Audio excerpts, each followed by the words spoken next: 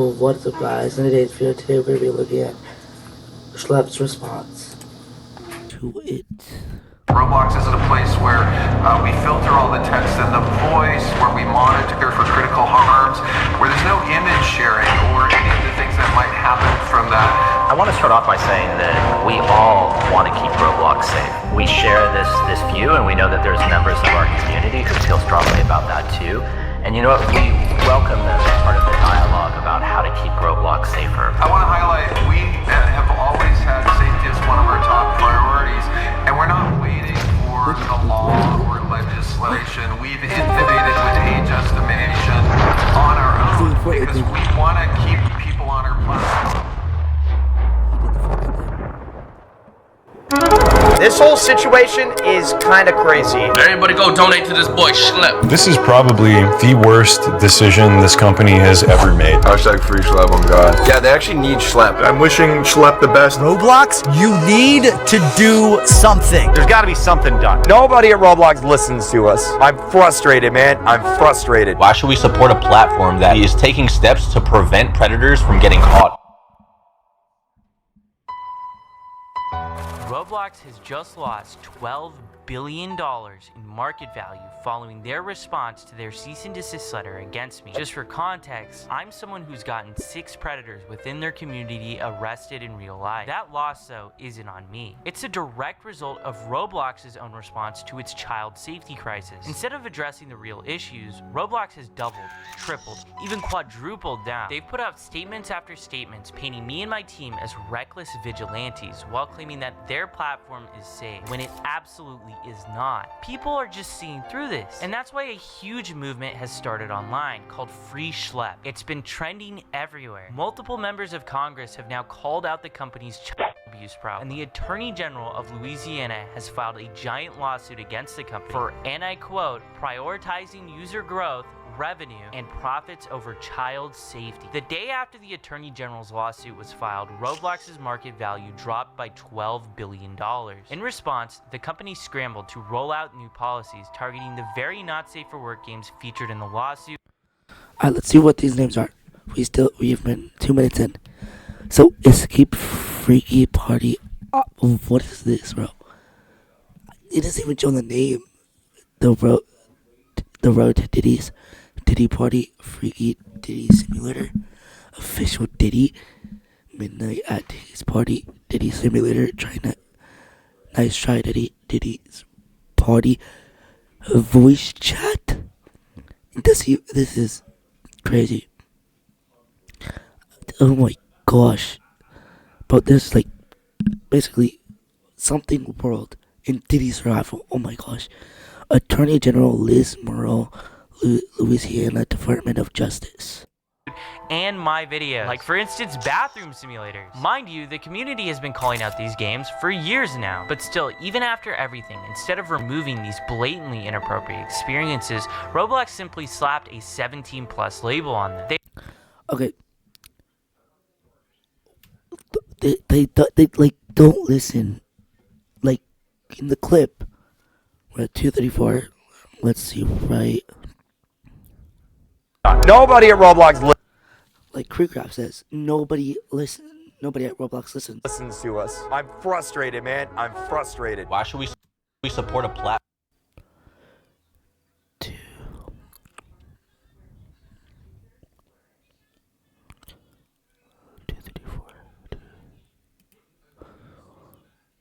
Alright. The community has been calling out these games for years now, but still, even after everything, instead of removing these blatantly inappropriate experiences, Roblox simply slapped a 17+ label on them. They also launched a ban wave against some of the worst games they've knowingly hosted for years. Games that have led thousands of children to getting extorted, and worse. Roblox's actions are nothing more than damage control for the problems they've allowed to fester, when the entire community was screaming at them to fix these problems. And the community saw that killing the messenger was an act of war. And Shortly after these changes, Roblox released a video so bad that it was community noted on Twitter twice. David Baszucki, the CEO of Roblox, Matt Kaufman, the Chief Safety Officer of Roblox, and Eliza Jacobs, the Senior Director of Product Policy, did a 45-minute tech talk. Most of this is just corporate jumbo, but they go ahead and respond directly to their vigilante policy. Before I show this, I want you to remember, I'm the only person that Roblox has targeted with this vigilante policy that they just created. Not even my team was moderated or given any legal letter. I begged for a clear line and even offered to keep much of my work private to help, and I'm no way obligated to do that, but instead they went straight after me, moderating my accounts and sending a cease and desist before I could even react to the policy. And let's be clear about one thing, I'm not a vigilante. That means I'm taking the law into my own hands. We work with law enforcement, which is why we have arrests. Roblox refuses to say my name because they'd have to acknowledge those arrests. But make no mistake, they're responding to the outrage, which is about me, and this is what they had to say about it.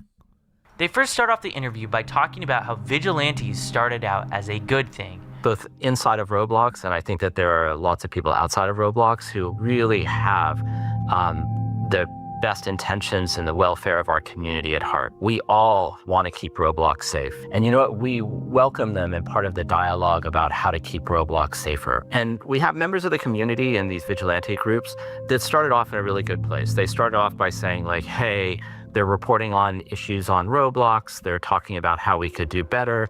And you know, we paid really careful attention. This statement is just laughably hilarious. If Roblox is really paying attention, then what about when my mom emailed you guys about my own case? What did you do then? Nothing.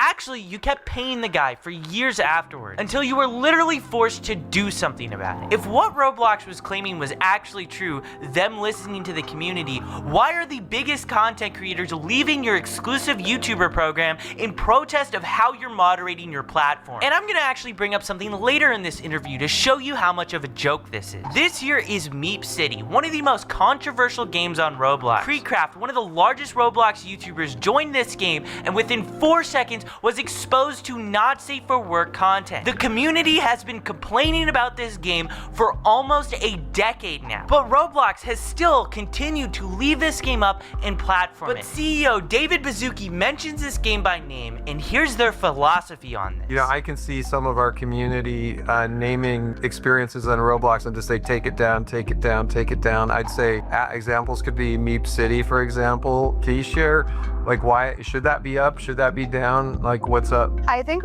one thing that's really challenging on this global immersive interactive platform is that we have content created by developers and creators and content created by the community, by the users that are in that game. And one thing that we really try to do is be fair to our developers and to not moderate them for the behavior of their users. How is this a crazy math problem? This is so simple. The creator of this game wants these people in their game. How is this even controversial? The developer is giving the tools to the player to make this inappropriate content. And that is the problem with Roblox. Roblox turns a blind eye unless the developers are blatantly making not safe for work games. And even then, it is still on the line if Roblox will take action.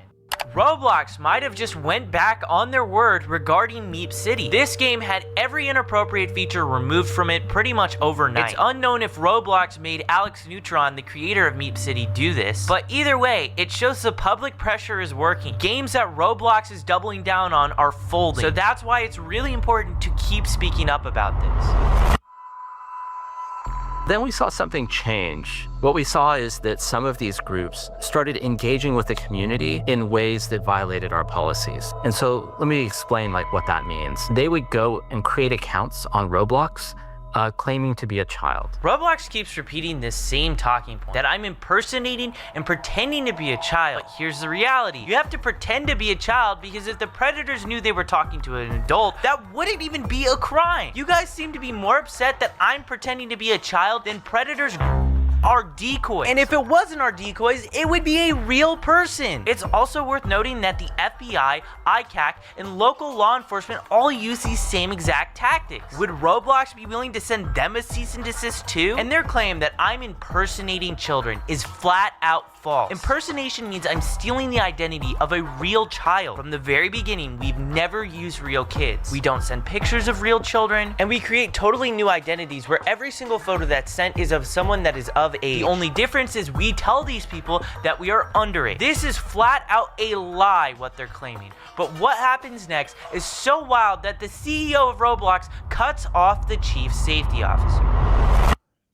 And then they would enter into game servers and they would go and start asking everybody around them, how old are you? And they were seeking out adults. If you said that you were, move on. But if you said that you were 25, then they would start engaging in conversations and they would try and use those conversations to simulate. Matt, is this anecdotal? Because I know we have chat logs for all chat on Roblox and historical records. Are you able to kind of... David totally derails that conversation. That statement is probably the most wild made by Matt Kaufman in this whole interview. To simulate what, Matt Kaufman? Because it's not simulation. These are predators thinking that they're talking to someone that is real, and they a lot of times want to show up in person and do stuff to them in real life. And in my opinion, this shows how little Roblox actually cares about this problem. They can say whatever they want, they can talk about all the new safety features that they're rolling out, but it means nothing if lawsuits are being filed every single week against the company and headlines are making the media about a new horrible situation happening because of this platform. I also want to say how they totally mischaracterize how I run my decoy operation. We are never the first to engage with any of the predators. They always contact our decoy account first. So we saw these actors, they're pretending to be kids, they're trying to find adults, and then what they're doing is they're trying to move the conversation as quickly as possible to other platforms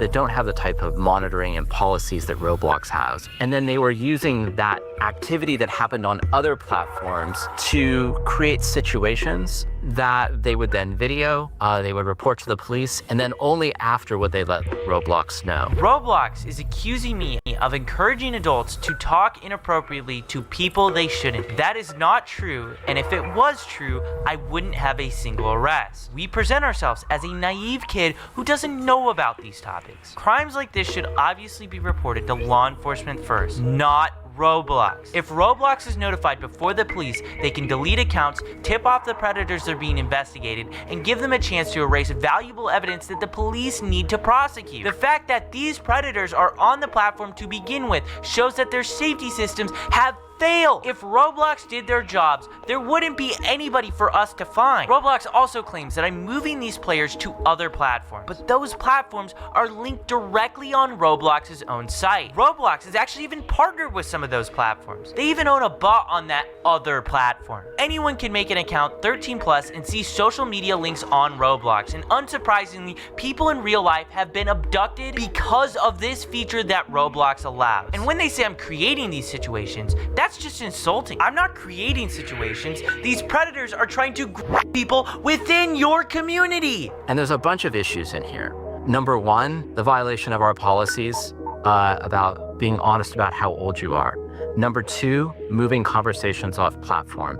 And number three, waiting to tell Roblox when they identified violative behavior to come and tell us so we could take action. In Matt Kaufman's own words, in articles about vigilantes, he said law enforcement officials are best positioned to investigate potential crime. So why is he criticizing us for going to the police first? And it's not like we're not even reporting these things to Roblox. We do. We give Roblox the same Google Drive that we give to the cops. They have the first chat log till the very end where they're in handcuffs. And we have numerous fully documented instances where Roblox refused to take action until after we released videos that got millions of views. Also, waiting to tell Roblox in general is a policy violation? If you were on Roblox and went straight to the authorities instead of reporting it to Roblox first, could you technically be violating Roblox's terms of service? I think some of these groups started off in a really good place, and they started off, really, and they still do really care about the community.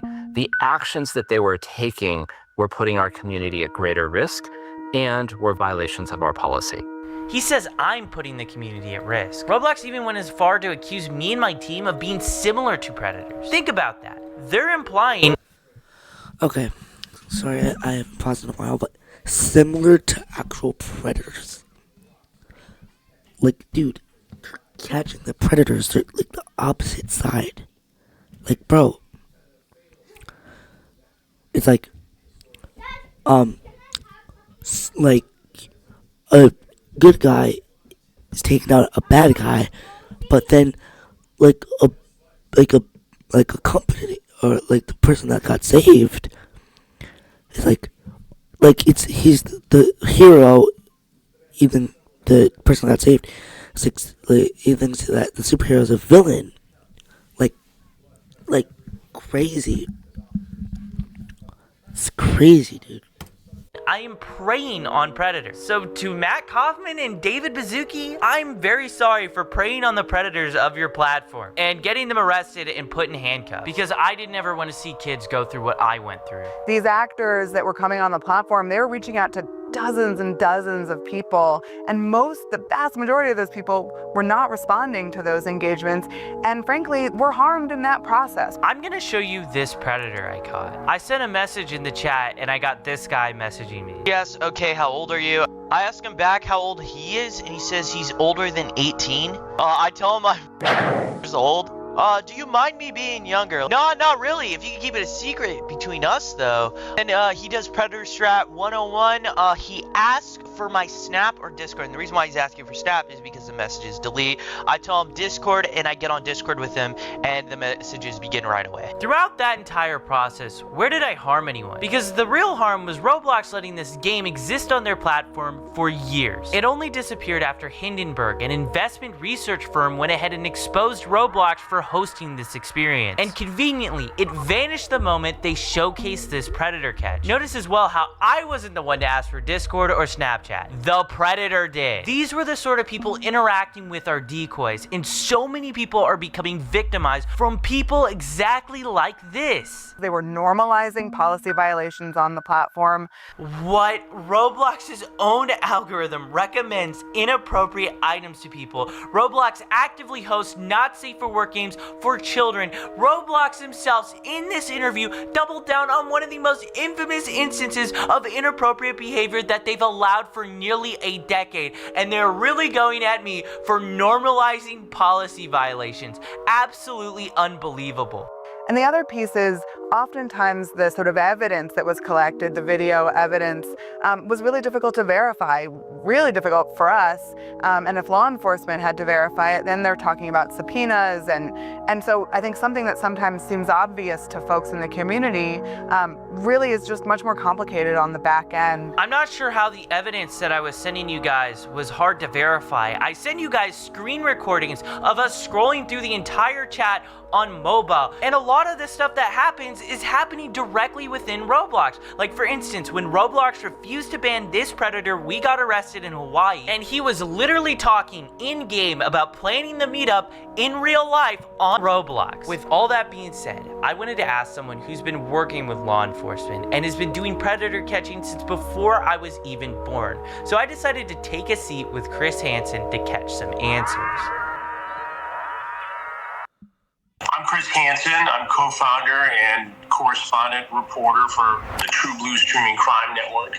We do a lot of crime and investigative reporting. Our Takedown series, which exposes predators trying to exploit children online. And we also work on a number of documentaries, including this particular project, exposing the sort of thing that goes on Roblox. I wanted to ask you about some of the comments that Roblox has specifically stated about like predator catching. One of the main complaints is pretending to be a child. I want to know your answer. It's kind of obvious, but the importance of using decoy accounts to just find different predators. Well, we couldn't do it without using decoy accounts. In the very beginning, we had an online watchdog group, Prefer to Justice, do that work, and now, and for the last several years, it's been members of law enforcement who have posed as children online, merely sitting in one of these areas, and they wait to be approached by somebody who is seeking to exploit children. And then the conversation takes place. It all happens according to the law, and then that gets turned over. Now, I understand that anytime somebody is not with law enforcement, it gives pause to a corporation. It's like, okay, here's this kid. We don't know whether he's following the rules properly. We don't know if he's running this by a lawyer. Maybe you could argue that they just don't want that sort of activity on their platform. But you think they'd be more worried about the activity that you're exposing? That's what I've been trying to get at this whole time. Let's worry about that, number one, and then you can have a conversation with young Schlep. I mean, if I were the CEO of Roblox, I would make you an ambassador for security. I would get out in front of this thing and do what would be a fantastic promotional move. I'm a little dumbfounded that they haven't figured it out, given that these guys are in the high-tech world who invented this stuff in some ways. Why don't they get ahead of it and get a young guy on their team? That's what I'm doing with you, right? Yeah, exactly. It's not that hard to figure out. I learned a long time ago that if you're not listening to the youngest guy or girl in the room, you're missing opportunity. You have to evolve and you have to keep on top of this technology and you have to bring new ideas into the room to do your job. My job is to expose bad people.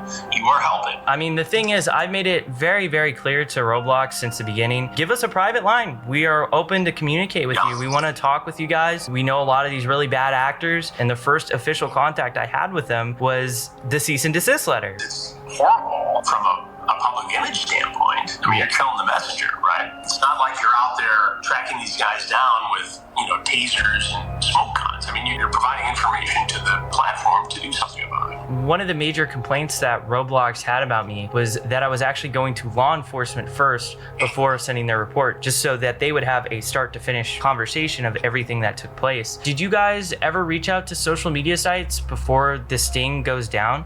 No, we always go to law enforcement. We work with law enforcement in everything we do. And that is to ensure a successful prosecution. That's why the prosecution rate in these states is, like 99.1%. It's law enforcement first, then they can deal with the corporation. The corporation should be more concerned about reporting what it finds to law enforcement to investigate. I'm going to read to you a quote from Roblox's corporate blog describing our operations. Similar to actual predators, they often impersonate my actively approach users and then try to lead them onto different platforms to have really explicit conversations. We obviously do not talk to these predators. We don't impersonate real children. Our decoys are, adults. Well, I think if they're mischaracterizing what you're doing, that's wrong. Based upon what you said to me, you don't actively bait these guys in terms of making the first approach. You merely set up a profile of somebody who's underage and you exist in that room until an adult approaches one of your decoys. Then if conversation takes place, they get exposed and that information gets turned over to law enforcement. And in many cases, they do something and then you report that both on your platform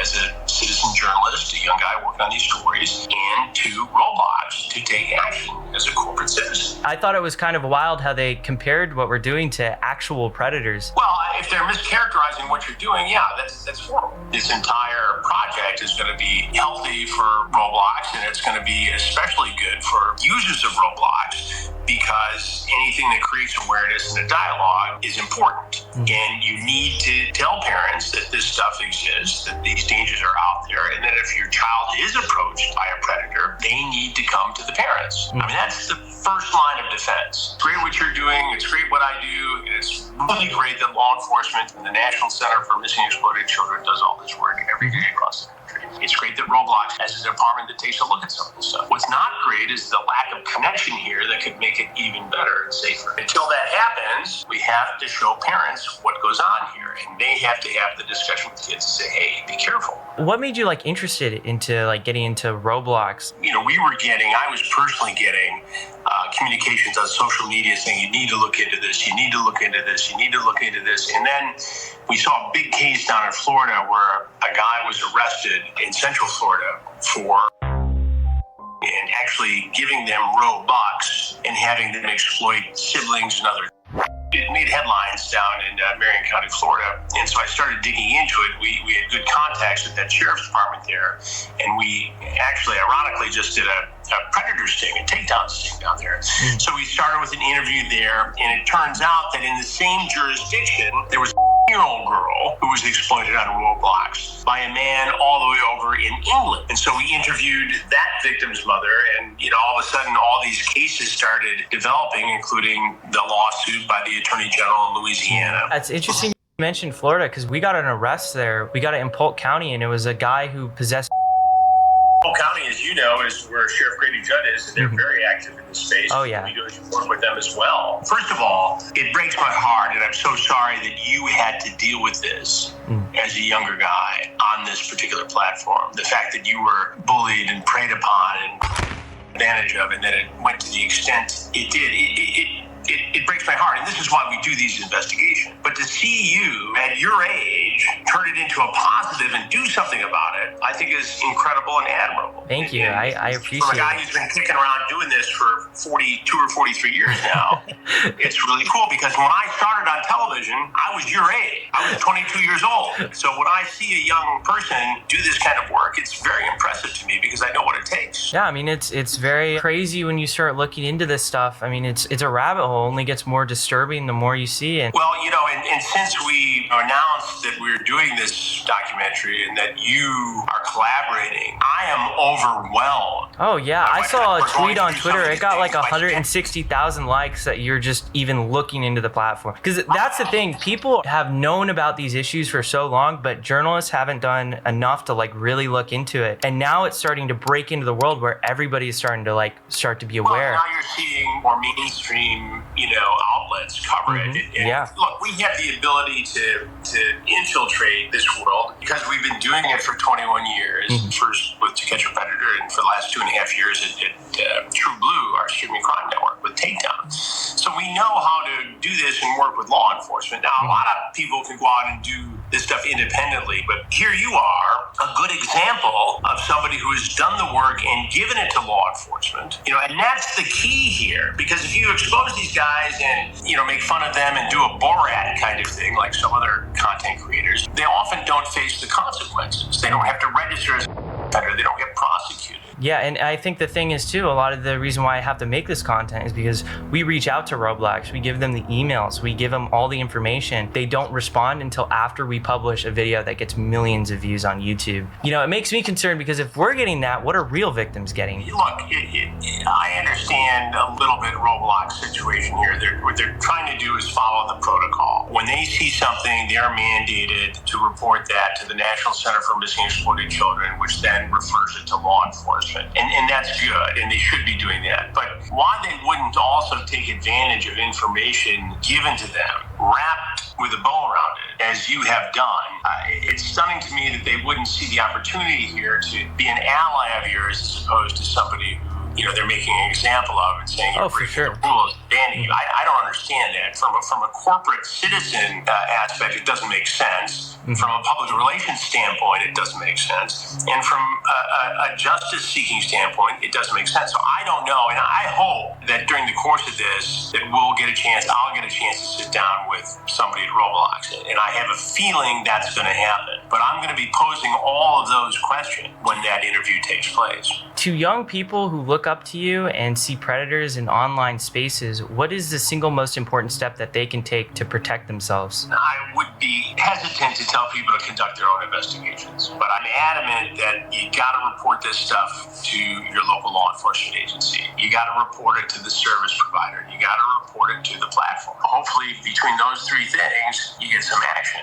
I think 15, 20 years ago, law enforcement would be a little overwhelmed by this and say, if you're in a small town, you go to the police department, say this happened, they say, okay, well, I'm not sure how to investigate it. Well, today, every department has the ability to investigate this stuff, and they are very willing to take these cases up. It's an absolute honor to have Chris Hansen featured on this channel. Chris Hansen is flying me out soon to actually feature in his Roblox documentary about exploitation. With everything that we've learned so far, one question persists. Why did I get this cease and desist? I'll let this alleged former Roblox employee answer this question for you.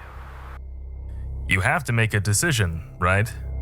You keep your players safe, but then it would be less of them on the platform.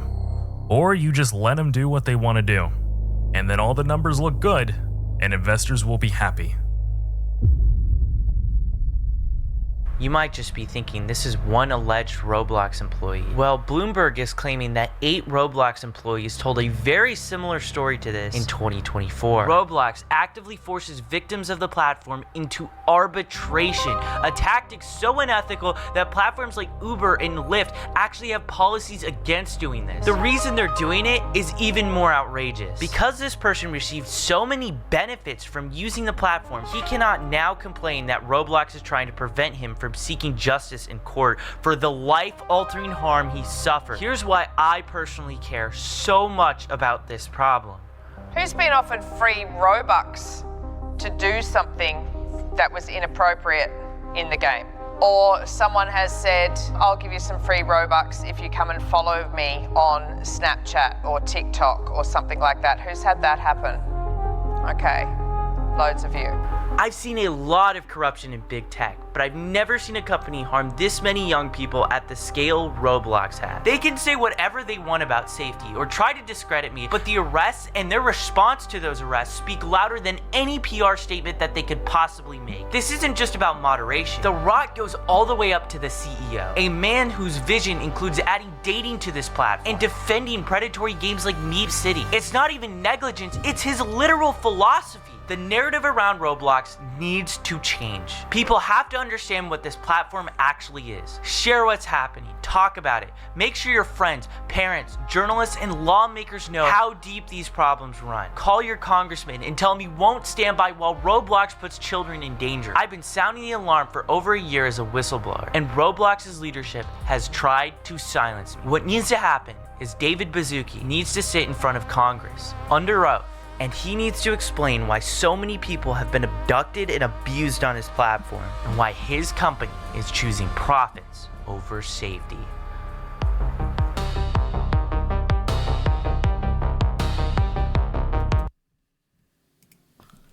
That is